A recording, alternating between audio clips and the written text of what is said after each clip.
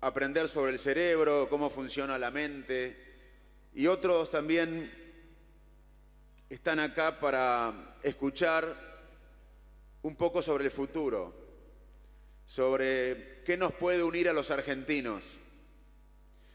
Y eso, la verdad que es muy emocionante, pensar que hay miles de personas que se juntan un viernes a la tarde con frío a pensar más allá de lo inmediato, a pensar un futuro, saliendo un poco de la urgencia, de lo inmediato, de los detalles y pensando en las futuras generaciones. Y no es casualidad que esto pase en San Juan, porque San Juan dio lugar a uno de los argentinos más importantes, que fue Domingo Faustino Sarmiento.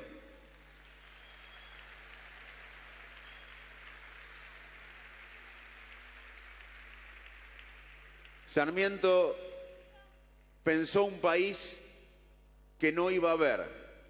Luchó para crear un país y una educación cuyos frutos no iba a haber. Sarmiento no conoció a Favaloro, egresado en una escuela pública de La Plata. No conoció a Milstein, egresado en una escuela pública de Bahía Blanca y premio Nobel de Medicina.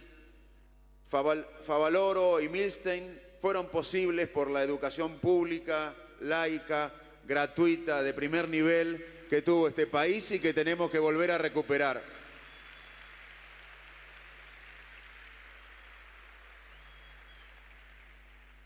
También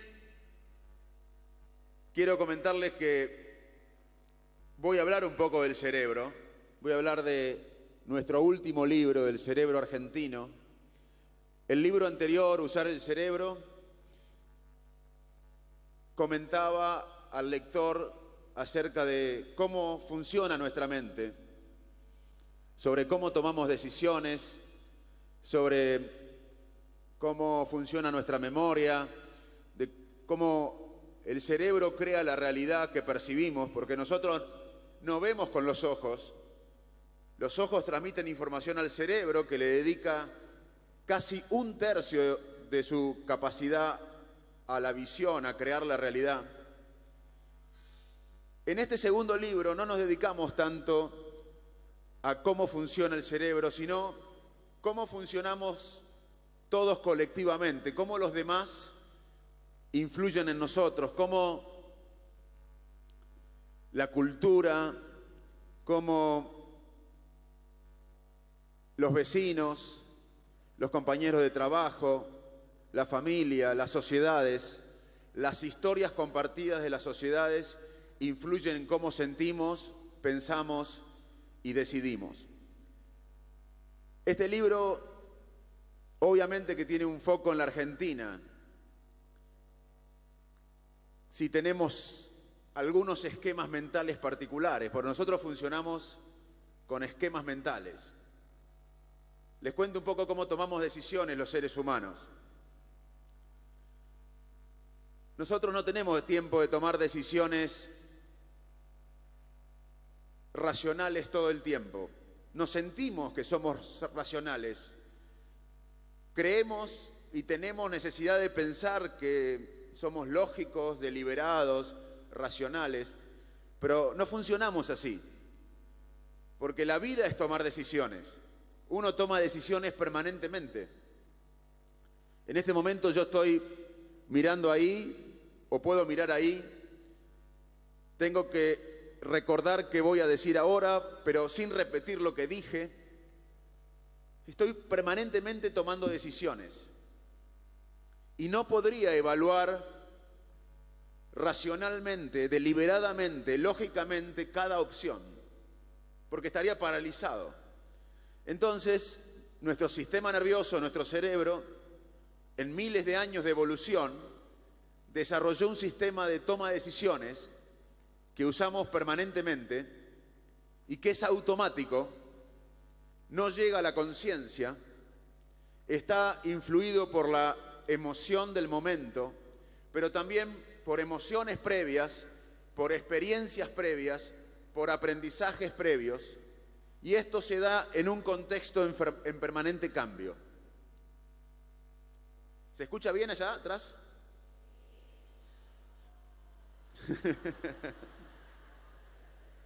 No les avisaron que voy a dar otra charla. ¿Eh? No, estoy bien. Dale. A veces, muy pocas veces, tomamos decisiones racionales, lógicas, deliberadas.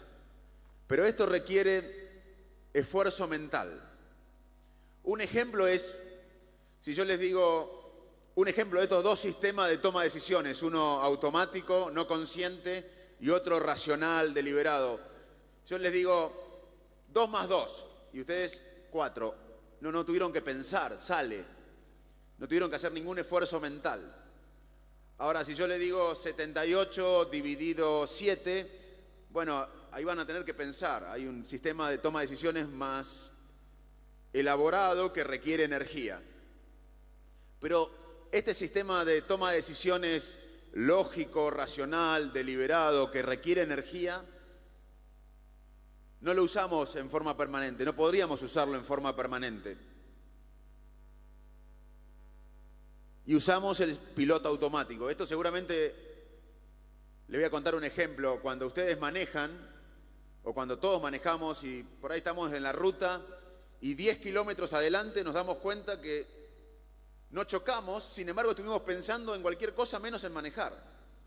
Vamos en la ruta, pensamos en, o escuchamos música, o hablamos, o nos imaginamos el día siguiente, o recordamos algo. Sin embargo, avanzamos 10 kilómetros y no chocamos. ¿Y cómo no chocamos si no pensamos en cuando manejamos? Bueno, porque el sistema automático funciona por nosotros. Y esto se da porque ante situaciones similares, el cerebro ahorra energía usando estos esquemas mentales, estos sesgos que nos permiten vivir más automáticamente de lo que creemos. La gente decide ir a la guerra y luego la justifica. Nosotros hacemos muchos actos sin elaborarlos y luego los justificamos racionalmente. Así funcionamos. Para complejizar cómo tomamos decisiones, además de este sistema que llamamos sistema 1, que es automático, no consciente, basado en lo que sentimos en el momento, pero también en emociones previas, en experiencias previas, en aprendizajes previos, en un contexto que cambia. Este sistema 1 es automático, no requiere esfuerzo mental, y el sistema 2 que les conté es sistema racional, lógico, deliberado, que requiere esfuerzo mental.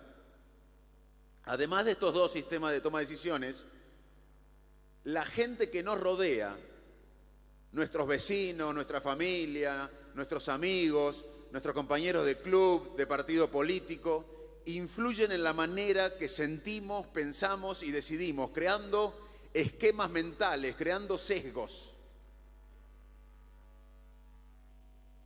que nos permiten sentirnos más cómodos, ahorrar energías. Ante tal persona, si nuestro esquema mental dice que las personas de tal manera son así, nosotros pensamos que son así. Y muchas veces esto no es bueno. Por eso es lógico intentar usar el sistema número 2 de toma de decisiones, es más racional, más deliberado. Pero cuando estamos cansados, estresados, usamos el sistema 1 de toma de decisiones, más automático. Y esto incluso le pasa a los jueces. En Estados Unidos y en Israel hubo estudios de sentencias de jueces y estudiaron casos de personas que habían cometido el mismo delito y que estaban al mismo tiempo presos por ese delito, y todos pedían sobreseimiento, todos pedían salir de la cárcel. Y vieron que muchos jueces decidían liberar a esta gente y muchos jueces decidían que esta gente siga presa. Y los investigadores se preguntaron, ¿pero cómo? Si todos habían cometido el mismo delito y estuvieron la misma cantidad de días presos? ¿Por qué algunos los liberaban y a otros los dejaban presos? Estudiaron todas las variables: el sexo, la raza, la religión, la educación, y ninguna predecía por qué los jueces, ante los mismos factores, decidían diferentemente. ¿Saben qué fue? El hambre que sentían los jueces cuando tomaban la decisión. A las 9 de la mañana, cuando los jueces estaban bien desayunados, habían trabajado pocas horas, la mayoría de los presos eran liberados. Cerca del mediodía, cuando los jueces ya habían tenido 4 horas de trabajo y tenían hambre, quedaban todos presos. O sea que los jueces también deciden muchas veces sin el sistema racional, lógico y deliberado. Sabiendo esto, cómo decidimos y cómo la gente y las sociedades en que vivimos y las historias compartidas de las sociedades influyen en la manera que sentimos, pensamos y decidimos, escribimos con Mateo Niro el nuevo libro, El cerebro argentino, para tratar de explicar si los argentinos como sociedad tenemos algunos esquemas mentales o sesgos que nos impiden el desarrollo. Porque tenemos un país maravilloso, con un territorio como la India. La Argentina es casi tan grande como la India. En la India viven más de 1.000 millones de personas y acá solamente 40. Sin embargo, no podemos asegurar una buena calidad de vida para toda nuestra población. Y esto no es problema de un gobierno ni culpa de un gobierno. Todos somos responsables de tener 30% de pobres en un país que produce alimentos para 400 millones de personas. Todos somos responsables de que haya malnutridos en un país que produce alimentos para 10 Argentinas. ¿Qué nos pasa? Y yo estoy convencido que tenemos que cambiar la manera de que pensamos en sociedad. Muchas veces los argentinos reivindicamos la viveza criolla, tomar atajos. Es como si hay una fila de autos interminable en la entrada de Buenos Aires, en la Panamericana, y alguien se va a la banquina. Primero, comete una infracción en ir por la banquina, puede lesionar a alguien. Segundo, que saca ventaja sobre la gente que respeta la ley. Y cuando vuelve a ingresar en la Panamericana, también molesta a la gente que respetó la ley. Sin embargo, acá hay mucha gente que tiene una cultura de valorar la viveza criolla. Vamos a tener viveza criolla cuando no haya más pobres en este país, cuando podamos erradicar la malnutrición y el hambre, y cuando tengamos una educación de calidad. Ahí vamos a ser vivos los argentinos.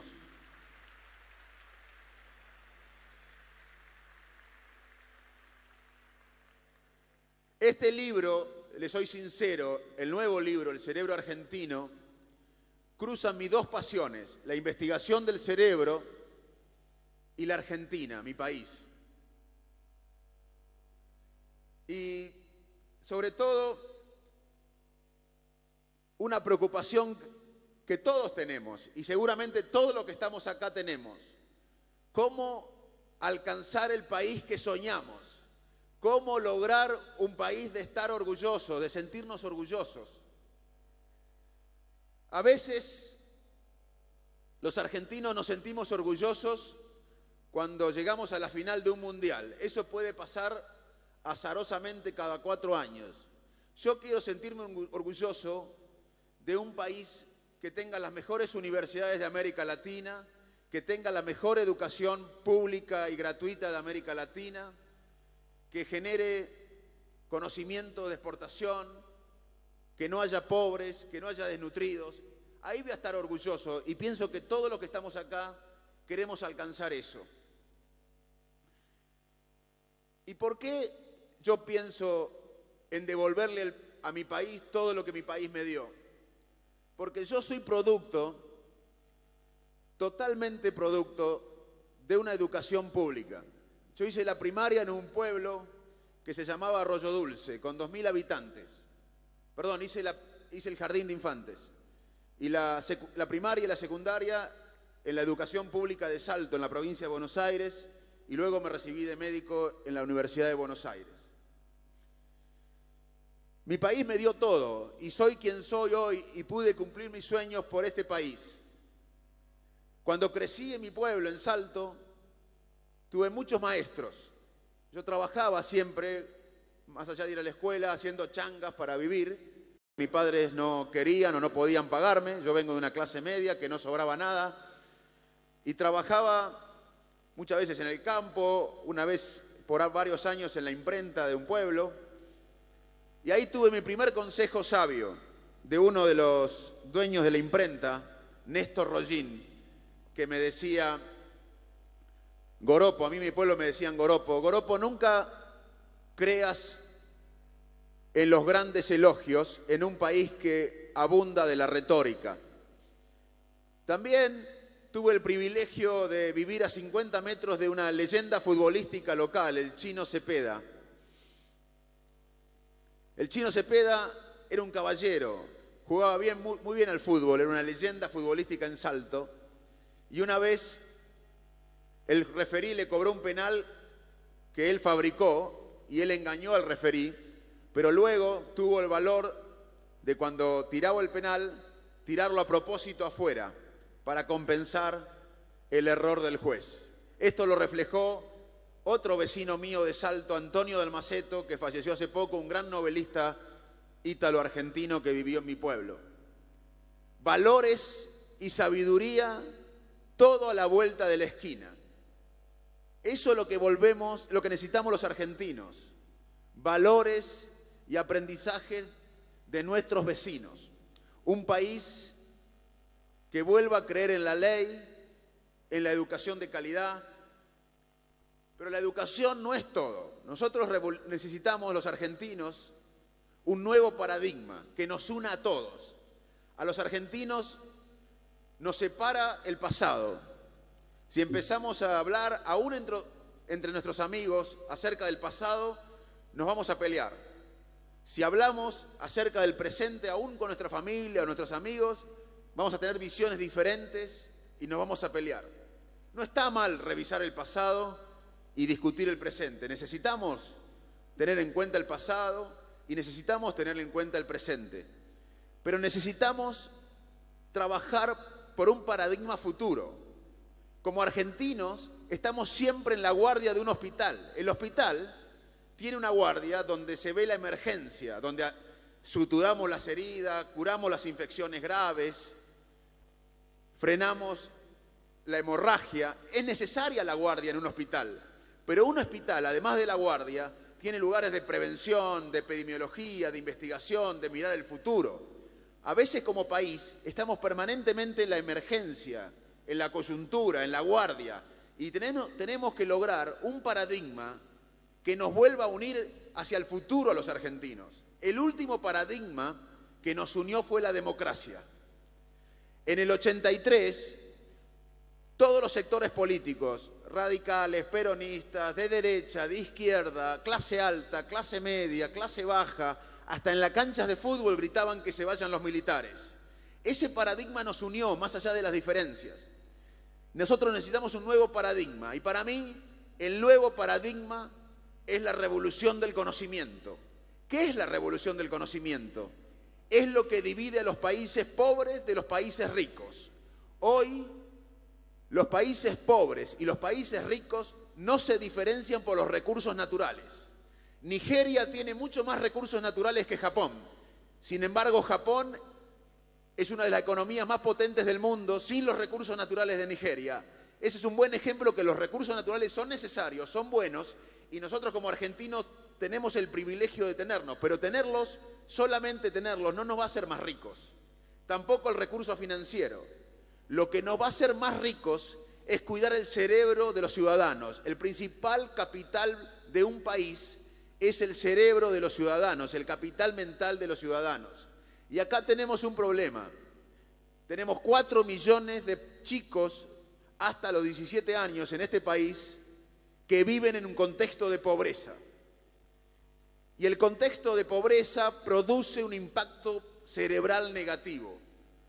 Aunque nosotros como sociedad le demos alimentos, que debemos hacerlo ya, y le demos una vivienda digna, y debemos hacerlo ya, aunque le demos lo material, si nosotros no sacamos a la gente que vive bajo el contexto de pobreza de ese esquema mental de pobreza, por más que tengan los recursos materiales, van a seguir pensando en el día a día. Y nosotros, como dice el Papa Francisco, no solo tenemos que ayudar a los que están en situación de vulnerabilidad, tenemos que incorporarlo, tenemos que hacerlo sentir parte de nuestra familia. No es suficiente solamente ayudar con una dádiva o con asistencialismo. Tenemos que sentir el dolor de nuestros compatriotas, porque un país es mucho más que un montón de tierra con gente viviendo adentro. Un país es como una familia, pero mucho más grande.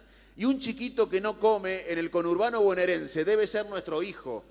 Un señor grande que no tiene para comprar medicamento en Santiago del Estero debe ser nuestro padre.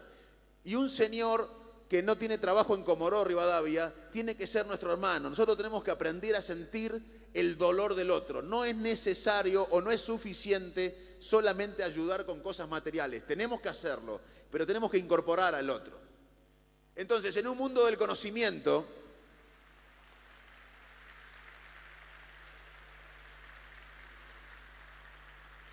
en un mundo donde lo más importante es el conocimiento, tener a 4 millones de jóvenes en la pobreza es una inmoralidad y es una hipoteca social. Además, la calidad educativa tiene que mejorar en la Argentina.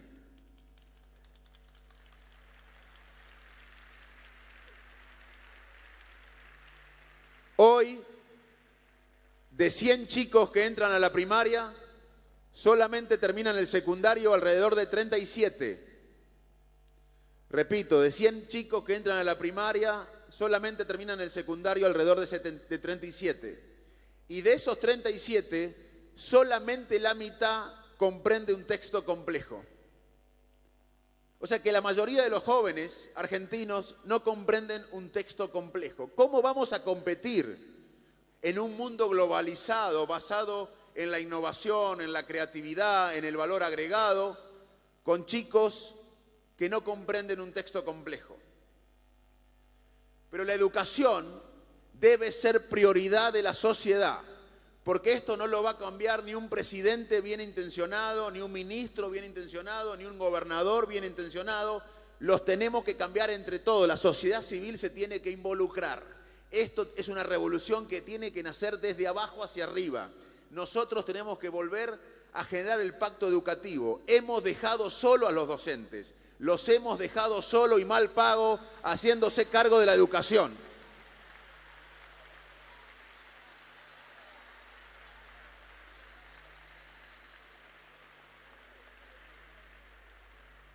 Todos hablamos de la educación, pero hemos dejado solo y mal pago a los docentes. Los padres tenemos que involucrarnos, los empresarios se tienen que involucrar, los servidores públicos se tienen que involucrar, los jueces se tienen que involucrar, los periodistas se tienen que involucrar, la sociedad se tiene que involucrar. No podemos dejar a los docentes solos y tenemos que hacer que el docente sea el trabajo más prestigioso del país.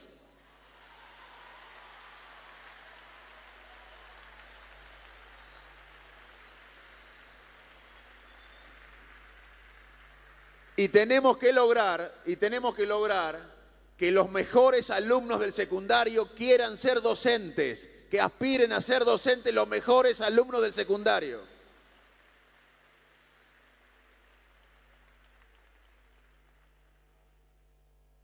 Los países que son desarrollados lo son porque invirtieron en educación de calidad, en cuidar el capital mental, en tener las mejores universidades, ciencia y tecnología. No lo son a Hussey, el premio Nobel de Medicina de 1947 argentino. En esa época a Bernardo Hussey le dijeron: doctor Hussey, ¿Argentina no es un país demasiado pobre para apoyar la investigación económicamente?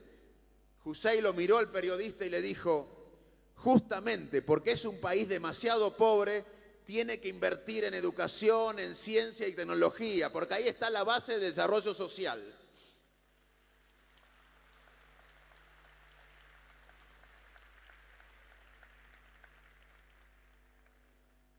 Los países desarrollados no tienen inversión en ciencia, en educación de calidad y tecnología como un hobby o porque son ricos. Son desarrollados porque invirtieron en educación de calidad, en ciencia y tecnología. Nosotros tenemos que entender eso. Argentina hoy exporta alrededor de 24.000 millones de dólares en el complejo sojero.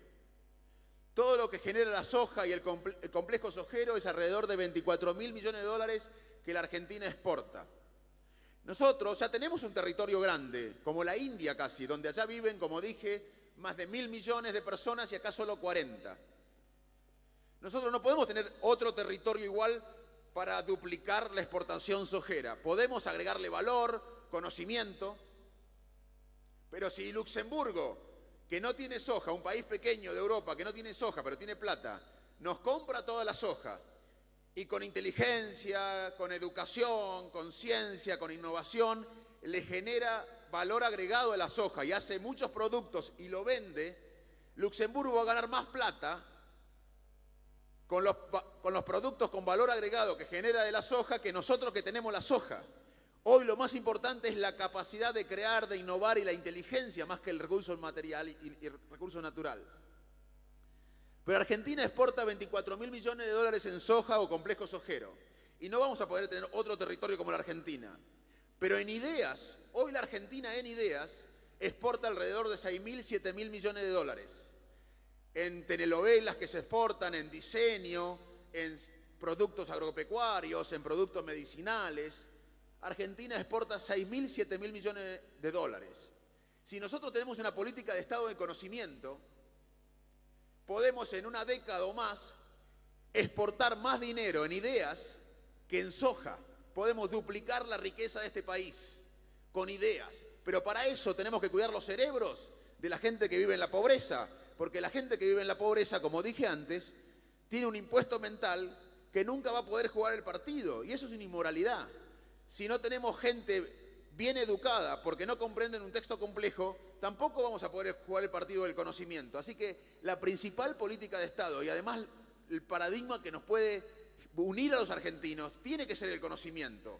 ¿Qué es la revolución del conocimiento? Es mucho más que la educación. Es cuidar el cerebro de los ciudadanos, de la malnutrición, del impacto de la pobreza, de las drogas. Es además una educación de calidad, inclusiva y para todos. Es tener las mejores universidades de América Latina y que las universidades sean el motor del país. Es tener empresarios menos prebendarios del Estado y más creativos y que generen valor agregado, es tener mayor infraestructura, es tener instituciones fuertes. Y eso está todo incluido en la revolución del conocimiento. El conocimiento es el único paradigma que engloba estos pilares del desarrollo de un país. Les cuento cómo la educación impacta en la corrupción. En Brasil hubo una encuesta a gente con educación y sin educación, con dinero y sin dinero.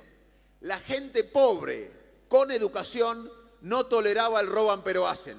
La gente con plata pero sin educación toleraba el roban pero hacen. La educación influye para tener mejores instituciones, para tener sanción social.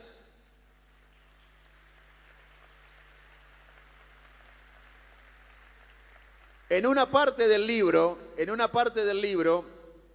nuevo libro, tenemos un capítulo que se llama El cerebro corrupto. Dinamarca tiene menos índice de corrupción que Argentina. Pero no es que los dinamarqueses sean menos corruptos que el cerebro argentino, no. Desde nuestros antepasados, nosotros tenemos tendencia a engañar al otro, a buscar agua para nuestro molino. Tenemos conductas egoístas. Inclusive hay conductas corruptas, se han detectado conductas corruptas en abejas, en hormigas, en chimpancés. Pero entonces, si todos tenemos el mismo cerebro, ¿por qué Dinamarca tiene menos corrupción que Argentina? Porque allá hay sanción social, hay ley, hay instituciones. Nosotros tenemos que desarrollar más sanción social, más instituciones y más castigo a los corruptos.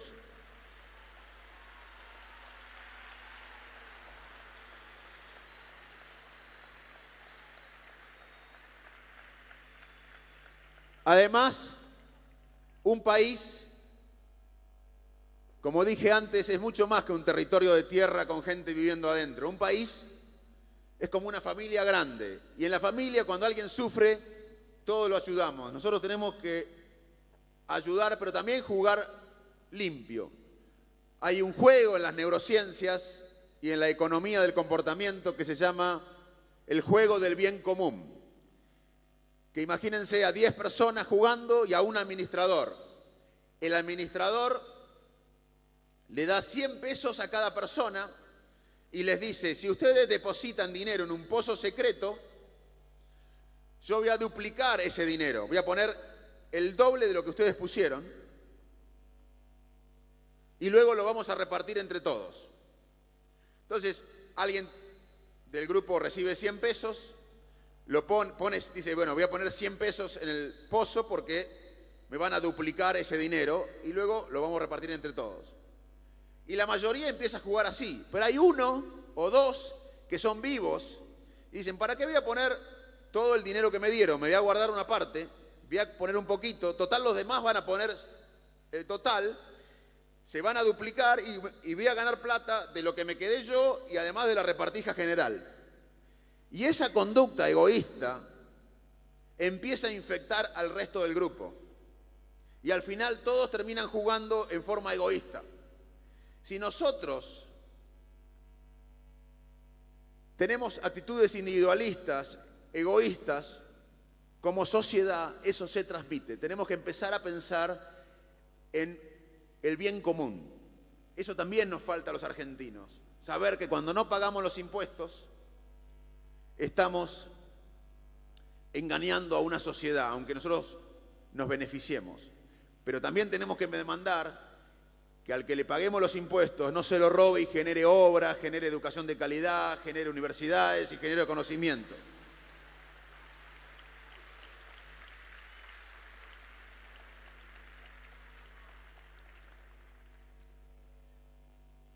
Yo vengo, como les dije, de una familia de clase media a lo que no le sobraba nada. Y uno es producto de la gente que los rodea, como les dije. Mi viejo era un médico rural, pero la persona más inteligente de mi casa era mi madre. Mi mamá no terminó la primaria. Era y es hija de inmigrante croata y no terminó la primaria. Y nos decía a mi hermano Gastón y a mí, estudien, porque si estudian se va a lograr un país más justo y más equilibrado. Eso lo decía una persona que no terminó séptimo grado, que era mi madre, pero tenía una cultura del valor de la educación como motor del ascenso social. Hoy, lamentablemente, tenemos que recuperar esos valores porque lo hemos perdido. En un estudio reciente que se hizo en Buenos Aires, casi el 30% de los jóvenes en este país piensa que el ascenso social es por la corrupción y por el acomodo. No tenemos futuro si los jóvenes piensan que el ascenso social es por la corrupción y el acomodo. Tenemos que recuperar el ascenso social por la educación de calidad, por el trabajo, por el largo plazo, por el bienestar, por el ser solidario. Favaloro nació en una clase media baja en las periferias de La Plata, estudió en la educación pública, se recibió de médico, se fue a un pueblo rural en el medio de la Pampa, ayudó desinteresadamente con la medicina a todo el pueblo. A los 40 años, sin saber inglés, se fue a Cleveland, a Estados Unidos, y a los 10 años, a los 50 años de Cleveland, a los 10 años de estar en Cleveland, desarrolló la cirugía cardiovascular que cambió la cardiología, el bypass.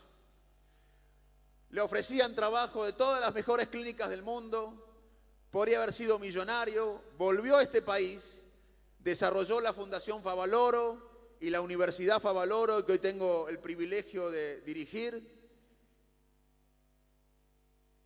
y creyó y pensó en su país más que en él mismo. Nosotros tenemos que inspirarnos en gente como Favaloro.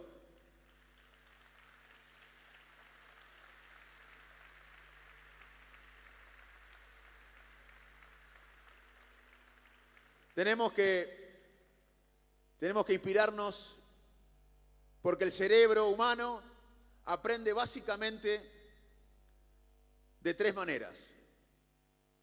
Nosotros aprendemos como seres humanos de tres maneras: cuando algo nos motiva, cuando algo nos inspira y cuando algo nos parece un ejemplo. Un docente puede aplicar la técnica educativa A, B o C, pero si no inspira, no motiva y no es un ejemplo, no va a aprender el alumno.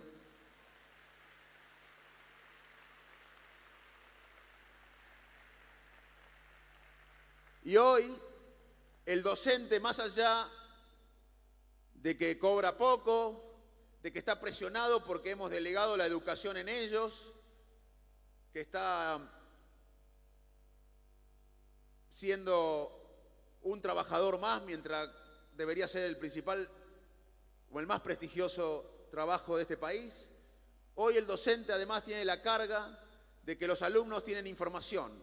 Los alumnos con un celular y con acceso a Google tienen más información disponible que cuando el presidente de Estados Unidos quiso conquistar la Luna.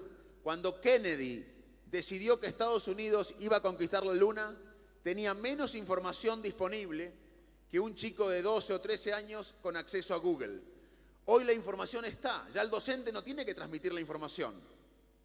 Y eso antes generaba respeto, transmitir la información.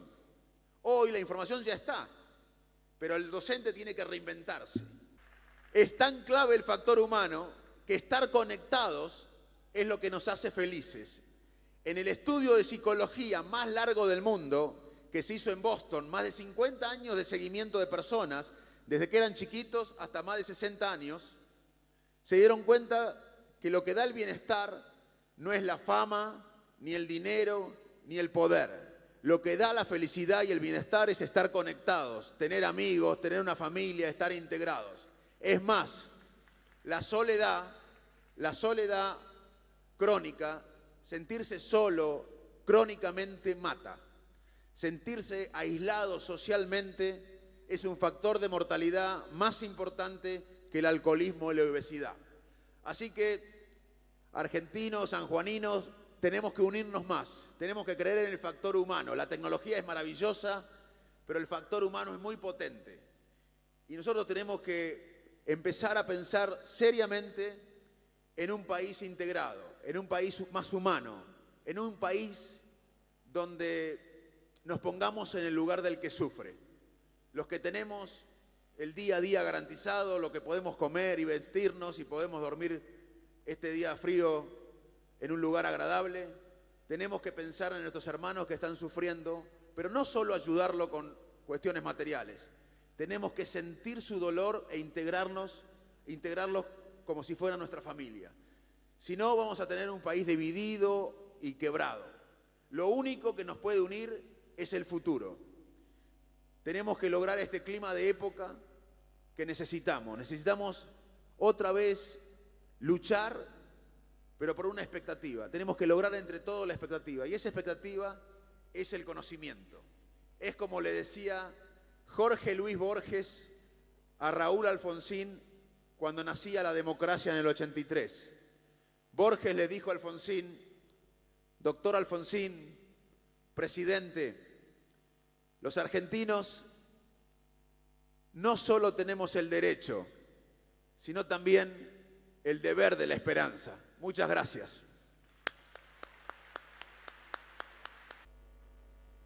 La pregunta es si creo en la movilidad social argentina hoy.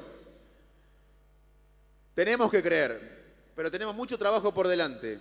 Hoy hablábamos con el gobernador que el camino es la educación.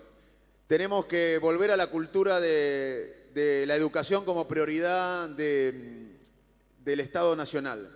Pero no podemos solamente delegar esto en los dirigentes. La sociedad tiene que involucrarse. Nosotros hemos roto el pacto educativo. El martes estuve con el Papa Francisco y él tiene una fundación que se llama Escolas, que justamente promueve la recomposición del pacto educativo. El pacto educativo está roto. El pacto educativo significa que todos, aunque no estemos en la docencia, estemos comprometidos con la educación de los jóvenes. Si no, no hay futuro. Los países ricos y desarrollados son desarrollados y ricos por el ascenso social a través del trabajo, la honestidad y la educación de calidad.